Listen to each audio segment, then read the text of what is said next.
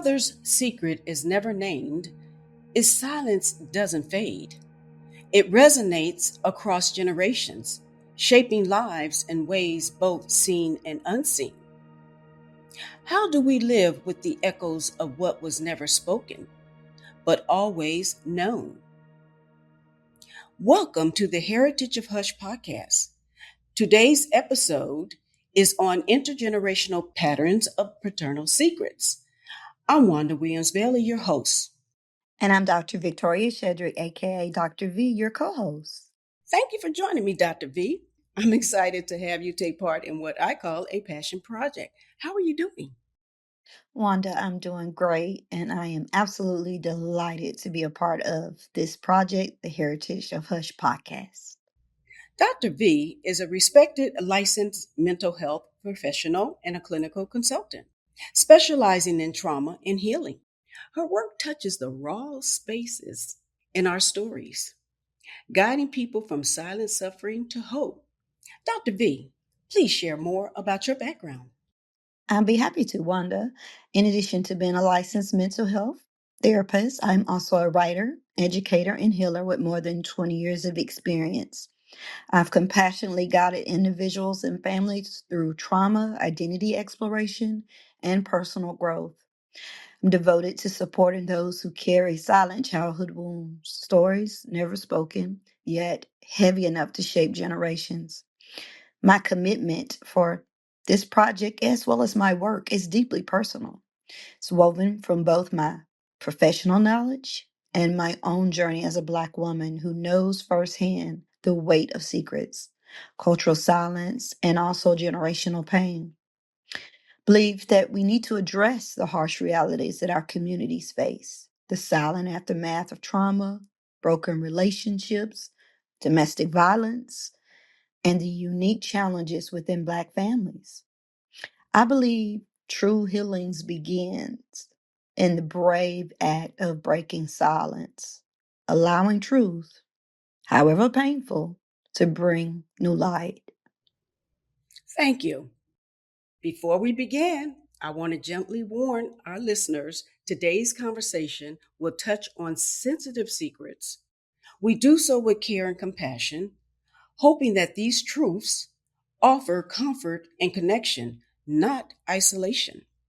We will dive into topics that runs quietly through families, how those concealed paternal secrets and stories shape identity, relationships, heavy emotional experiences, and the path to healing. Dr. B, let's begin by examining the specifics of this topic. All right. Well, when we talk about paternal secrets and generational patterns, we are essentially talking about the things families know but don't talk about. Sometimes it's a hidden sibling, child born outside of a marriage, an adoption that was never discussed, or even questions about a person's biological father. Hmm.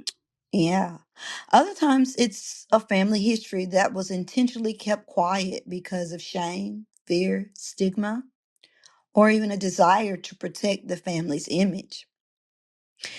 The secret itself matters, but what often has the biggest impact is what happens around the secret, which is the silence, the avoidance, and the messages that family members receive about what can and cannot be discussed.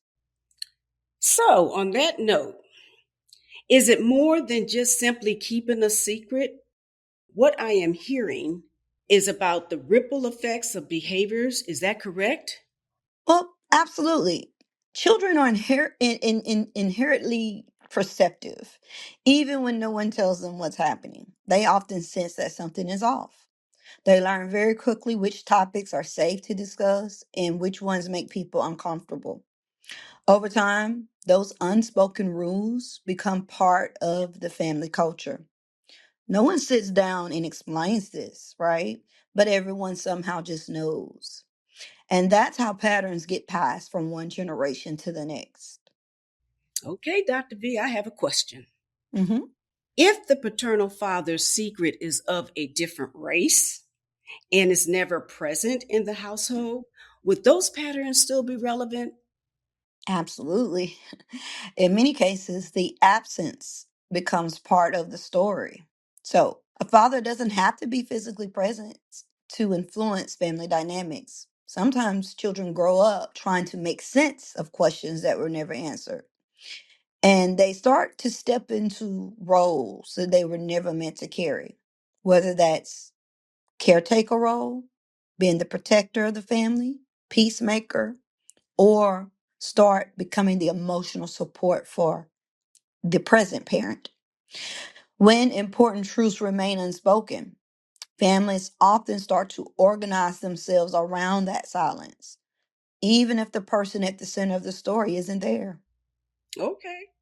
You mentioned the concept of stepping into roles. That's interesting, and I'll Mhm, tell you why. mhm, I have mhm, referred to my siblings and myself as caretakers within our family. I also mhm. recognize that we adopt many of our mother's behaviors unconsciously. These patterns certainly have influenced the dynamics of our household. After meeting her father, Senator Strong Thurmond, a well known segregationist, my mother endured a profound struggle to embrace her racial heritage and identity. That silence within our family was not merely the absence of the words. Ultimately, my siblings and I inherit a complicated legacy. Wow. Well, first, thank you for sharing that. And, that is a very valid perspective on and furthermore, the concept of a widely acknowledged yet rarely discussed family secret, such as what you just shared, is something I think many people will understand. It resonates. Hmm. It highlights how certain issues, particularly those involving prominent figures, often remain unrecognized or not openly addressed. And these explicit or implicit patterns and rituals shape family interactions. They dictate what information can be shared, what must remain concealed, and also how the family's reputation is maintained. And often that's at the expense of individuals' emotional well being. Absolutely. So, on that note, again, let's unpack those emotional patterns. Mhm. What's actually happening between generations that allows these feelings to be carried forward? That's a great question. Many fathers carry emotional wounds they never acknowledged, processed, or even healed. So maybe they experienced loss, abandonment, trauma, shame, racism, poverty, or family secrets of their own. So if those experiences aren't addressed, they Hmm. often show up in other ways, right? Hmm. They show up in how emotions are expressed, how relationships are handled, and even how vulnerability is avoided. So what gets passed down isn't always the actual secret. Sometimes it's the emotional residue of the secret, the fear, the shame, the grief, Hmm. yeah, the distrust, right? And so children inherit the emotional atmosphere long before they even know the story behind it. I agree. Yeah. With your explanation, I totally agree. Hmm. What you just described, growing up, my siblings and I were strictly told never to talk about our grandfather outside our home. This was a rule Mm, that was unnegotiable. Looking back and listening to you, this was our own version of emotional residue. I also realized that secrets isn't empty. It's filled with patterns, memories, grief, shame, and the weight of everything left unspoken, part of which you had described. That silence became a space that was both confining and deeply painful, a loneliness pressing against the walls of our home and our hearts. mm. You know, that's a very powerful observation, Wanda, and it vividly exposes what I just described, the emotional, persistent patterns and the behaviors that are at play and that show up. Yes. So when I look back, I see that trying to deal with the truth left me with mixed emotions. I wrestled with staying Mm, silent. Lord knows I did. I never wanted to accept the family secret, but I kept mm, quiet because I respected my mother. However, when my mm, mother shared her story in public, some interesting accounts came to light. mm. I'd love to hear more about that. Can you clarify what you mean by that last statement? Absolutely. Over the years, friends, acquaintances, and strangers have entrusted me with their deepest family secrets, often sharing these stories in confidence for the first time. Their trust serves as a reminder that we are never truly alone in our pain. Mm, Dr. V, mm-hmm, those secrets and stories shared about their fathers were not only heavy, but also absolutely devastating accounts. mm, Many individuals confide that no resolution was reached within their families, resulting in permanent rifts and separations. mm. That's exactly why this conversation matters. One thing I've learned over the years is that people often think they're alone in their family experiences until someone else finds the courage to tell their story. Family secrets may differ in the details, but honestly, the emotions attached to them are very similar: shame, grief, confusion, loss, questions that never seem to get answered. And that's why these conversations resonate with so many people. Okay. So, Dr. V, let's talk about coping with the drama of life secrets. Mm.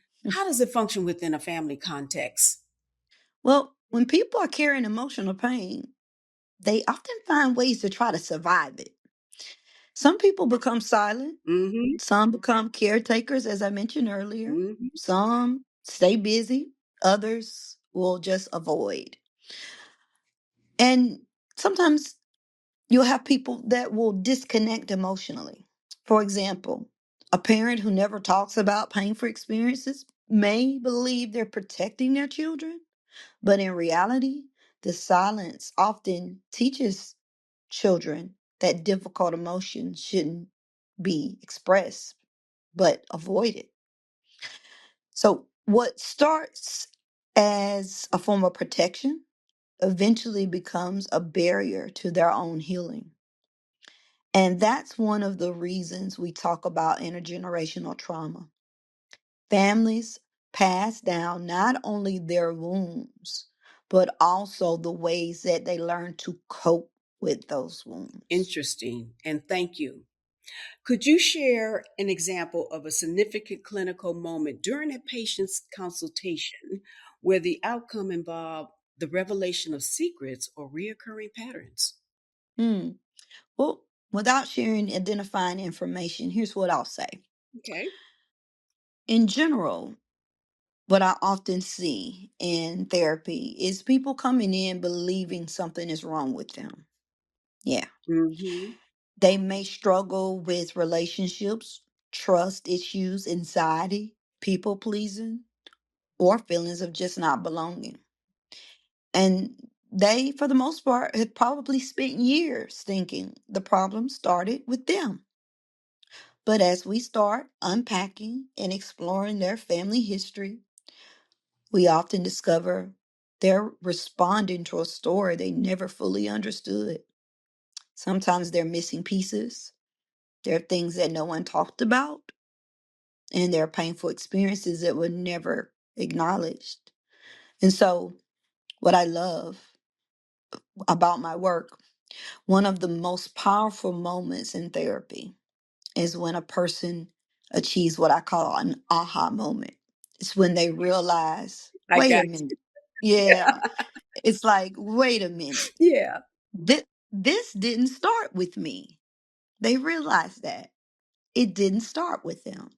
And it's that realization, even though it might be painful, but it can also be incredibly liberating.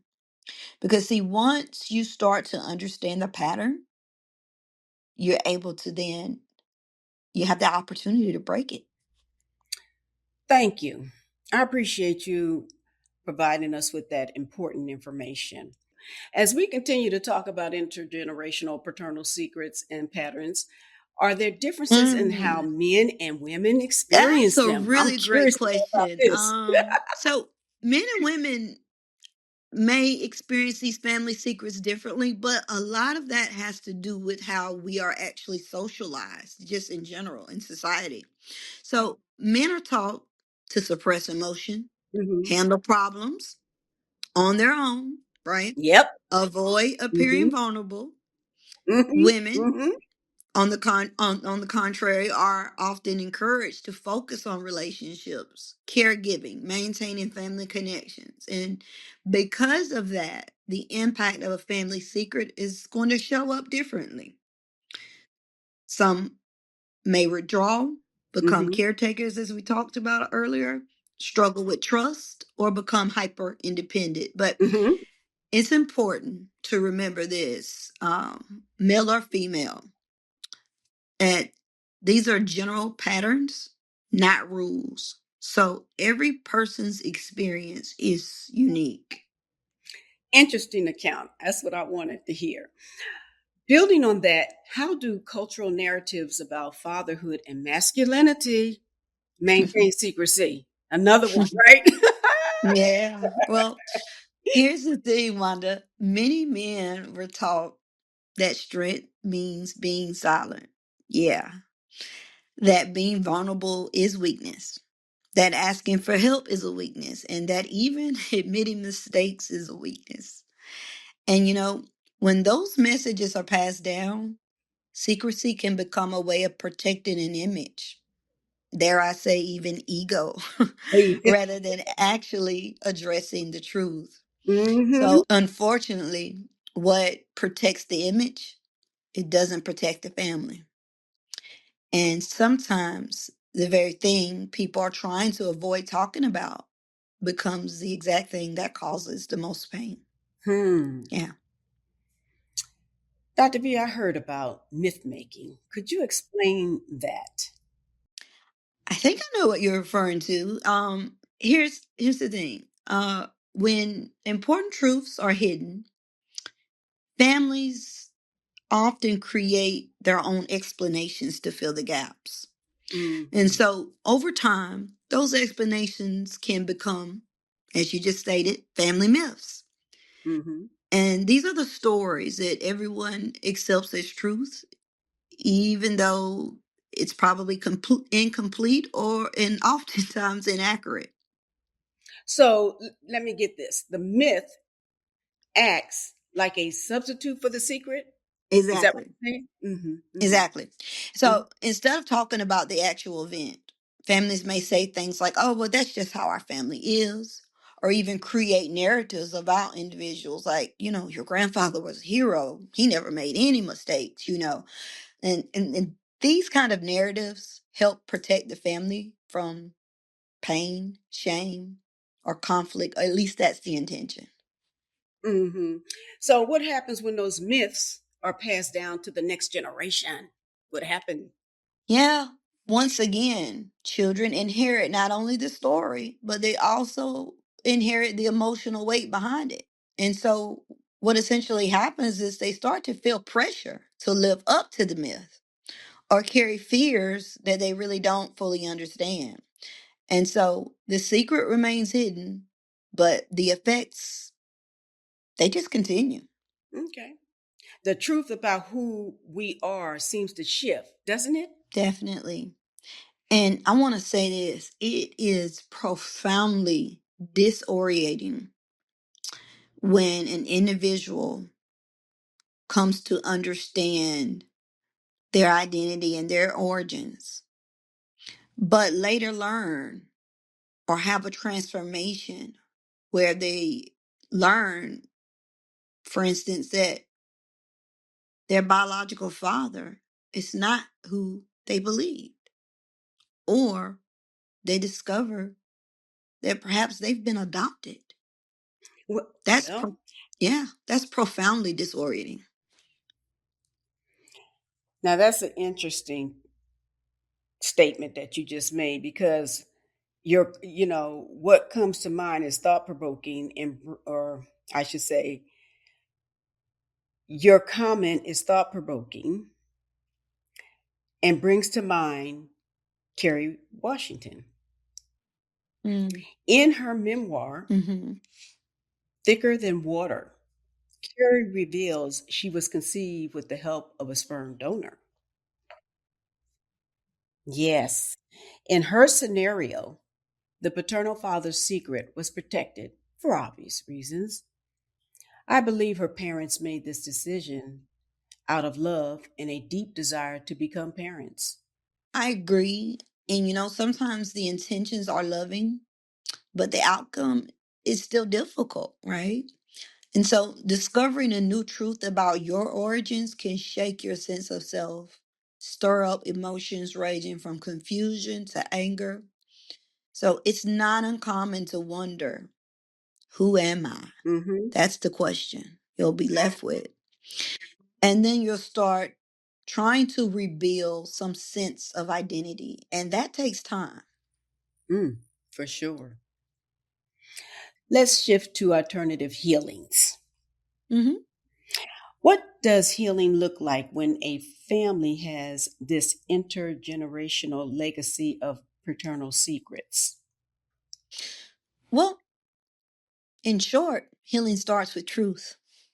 Not necessarily every detail, but at least an honest acknowledgement of what happened and how it affected the people involved.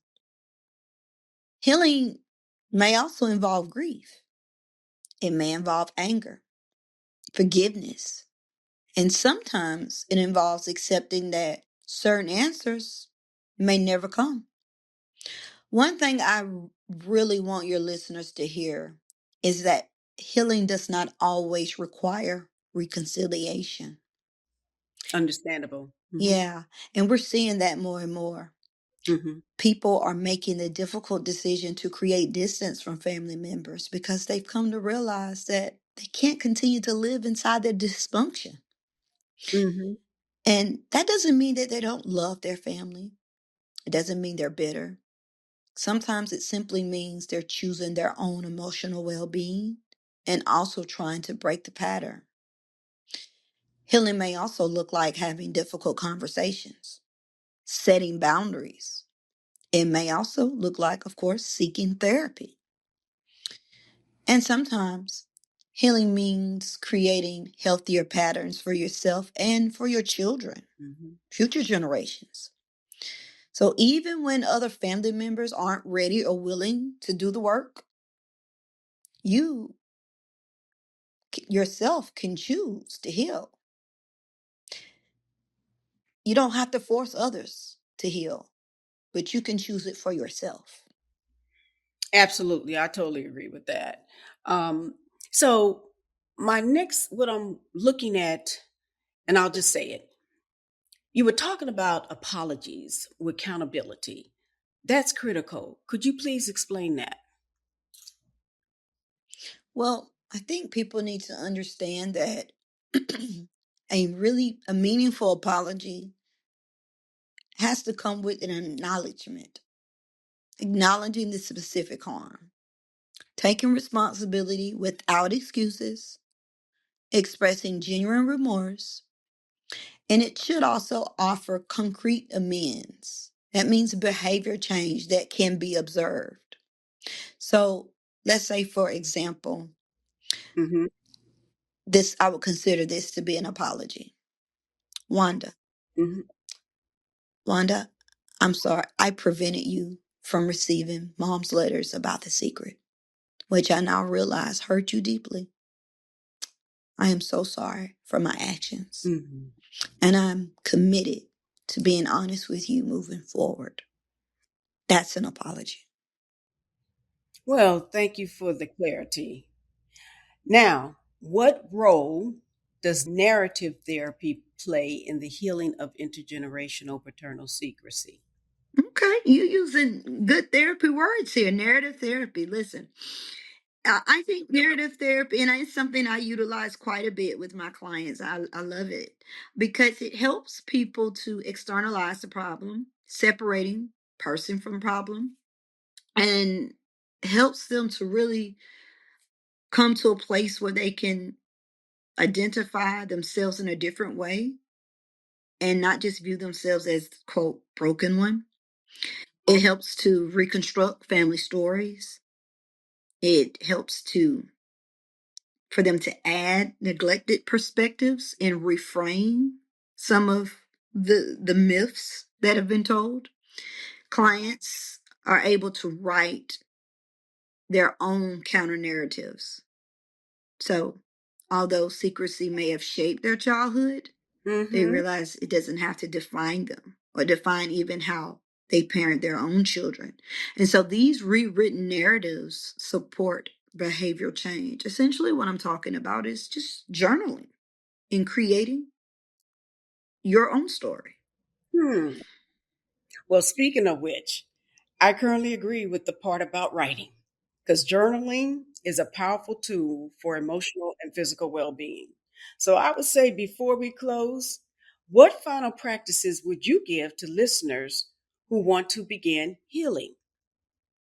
First, give yourself permission to feel whatever comes up. And know that there is no right or wrong way to process family secrets, grief, or difficult truths. Second, I would say don't carry it alone. Whether it's a therapist, a support group, trusted friend, faith leader, mentor, or just someone close. But healing happens best in connection.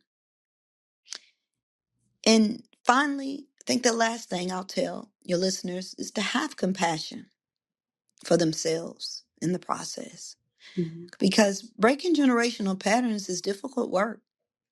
It takes courage to not only look at the things that previous generations couldn't or weren't able to face. And also, every time someone chooses honesty over silence, they're creating the possibility for healing, not only for themselves, but for the generations that follow. And that matters. That really matters. So I hope that's a message that your listeners can receive. And I want to thank you, Wanda, for having me on. This was really an honor to be a part of the podcast, and I hope that your listeners will remember that healing becomes more powerful when it is shared. So thank you for sharing your story and for this space. Well, I can tell you, Dr. B, this has been informative. It has been great. And it reinforces what I was thinking along the way as I, made changes in my life and come to realize different things. So thank you so much for Mm-hmm. including that important information. So Yeah. at its core, Heritage of Hush is about building a community where healing is possible and every story matters. When we speak our truths, we invite others to do the same. And that is where transformation begins. Remember, DNA is more than just how we look. Your family tree might hold hidden stories. Thank you for listening. Please share this podcast with someone who needs to hear it. In episode 2, we'll continue to explore intergenerational paternal secrets and patterns with a bit of a twist. New episodes will be released every Thursday at 7 a.m. So follow and subscribe on YouTube, Facebook, and Spotify. Until then, Heritage of Hush is where silence breaks, secret speaks, and healing begins. Until then, stay safe.